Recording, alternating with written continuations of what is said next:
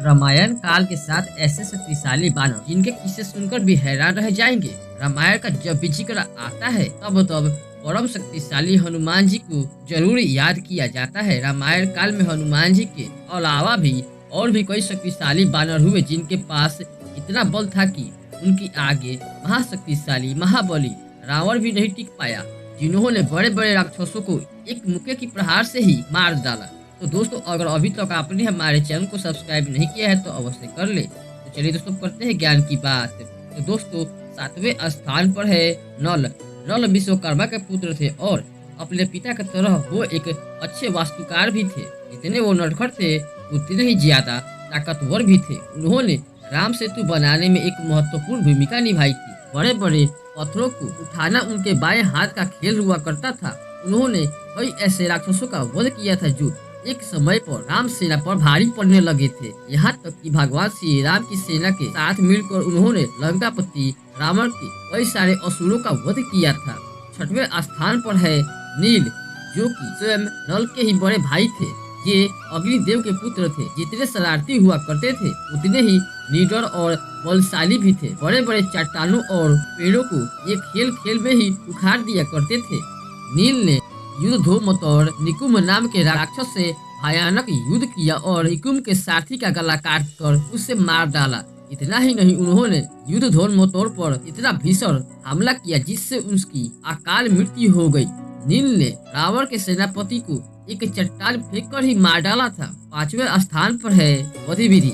वधिविधि अश्वनी कुमार के पुत्र थे और भगवान श्री राम की सेना में मंत्री के पद पर थे। वधिविधि ने श्री राम की सेना की अगुवाई की तो साथ ही साथ उन्होंने राक्षसों का ऐसा वध किया कि राक्षसों की सेना का बड़े बड़े पराक्रमी राक्षस भी पीछे छूट गए। इन्हें ब्रह्मा जी से वरदान मिला था जिसके परिणाम स्वरूप ये महाभारत में भी जीवित रहे। जब वधिविधि के मित्र भस्मासुर का श्री कृष्ण ने वध किया था तब उन्होंने अपनी मित्रता की शोक में उत्पात मचाना शुरू कर दिया था। बता दे कि भस्मासुर पृथ्वी का पुत्र था और इन दोनों के बीच गहरी दोस्ती थी। इसलिए जब भस्मासुर का वध हुआ तब वधिविधि ने बड़े बड़े पहाड़ों को फेंक कर नगरों के नगर खत्म कर दिए थे, जिसके परिणाम स्वरूप इनका युद्ध हुआ श्री कृष्ण के बड़े भाई बलराम जी से और उस युद्ध में ये बलराम जी द्वारा वीरगति को प्राप्त हो गए। 4थे नंबर पर है अंगद। अंगद राजा बाली और तारा के बेटे थे। युद्ध के समय उनका सामना नास्क और महापक जैसे अत्यंत शक्तिशाली पापी राक्षसों से हुआ। उन तीनों के बीच भयंकर भीषण युद्ध चला। अंगद ने उनकी छाती पर इतने प्रहार किए जिनसे दोनों का कलेजा ही फट गया। ये सब देखकर बाकी सभी राक्षस थर थर कांपने लगे। इतना ही नहीं, जब उनका युद्ध रावण के पुत्र मेघनाथ से हुआ तब पहली भिड़ंत में ही मेघनाथ को हार का मुख दिखाया था। वहीं रामायण के लंका कांड के अनुसार जब श्री राम ने उनसे उनका दूत बनकर उन्हें लंका भेजा था, रावण के सभा में उन्होंने अपना पैर ऐसा जमाया जिसे खुद रावण भी नहीं हिला पाया और बाकी उनकी प्रजा और मंत्रीगण देखते ही रह गए। तीसरे स्थान पर है सुग्रीव। इस किंगा के राजा सुग्रीव बाली के छोटे भाई थे और अंगद के चाचा। वीर सुग्रीव ने जब सुहेला पर्वत पर रावण को देखा तो उसे इतना गुस्सा आया कि उसने तुरंत ही रावण से लड़ना शुरू कर दिया। सुग्रीव बहुत ही प्रतापी थे और इस वजह से वो रावण पर भी भारी पड़े और रावण को अपनी रक्षा करने के लिए कई सारी मायावी शक्तियों का इस्तेमाल करना पड़ा और मौका पाकर वहां से भागना पड़ा। इसके बाद युद्ध में उन्होंने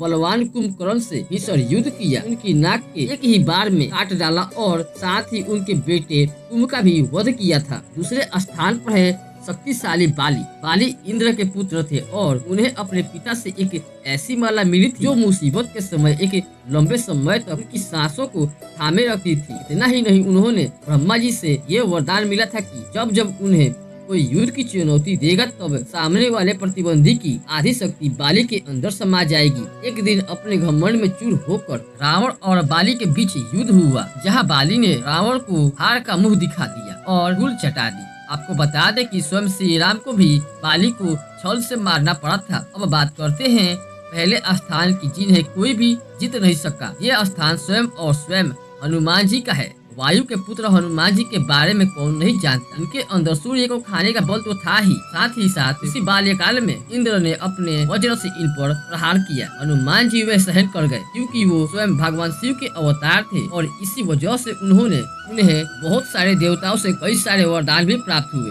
इन पर प्रभु श्री राम की विशेष कृपा भी रही थी, जिसके चलते दुनिया में ऐसा कोई भी काम नहीं था जो ये ना कर सके। जब सबके कहने पर माता सीता का पता लगाने हनुमान जी लंका गए तो उन्होंने पूरी लंका को ही जला डाला, जबकि वहाँ पर लंकापति रावण भी मौजूद था और साथ ही अपनी शक्ति का घमंड करने वाला इंद्रजित यानी मेघनाथ भी था।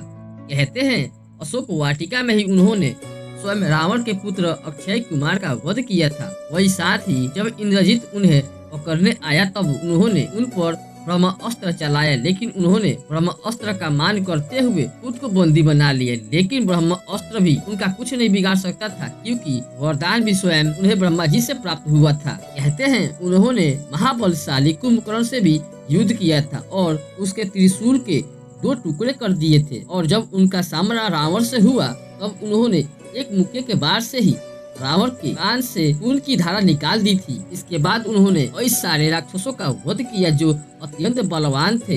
हनुमान जी का जिक्र सिर्फ रामायण में ही नहीं बल्कि महाभारत में भी मिलता है और कहते हैं वो आज भी वो जीवित है क्योंकि वो एक चिरंजीवी है। तो दोस्तों ये जानकारी आप सबको कैसी लगी कमेंट बॉक्स में कमेंट करके अवश्य बताएं और अगर वीडियो अच्छी लगी हो तो वीडियो को लाइक करें एंड चैनल को सब्सक्राइब करें क्योंकि आपको ऐसा वीडियो हमेशा मिलता ही रहेगा। धन्यवाद।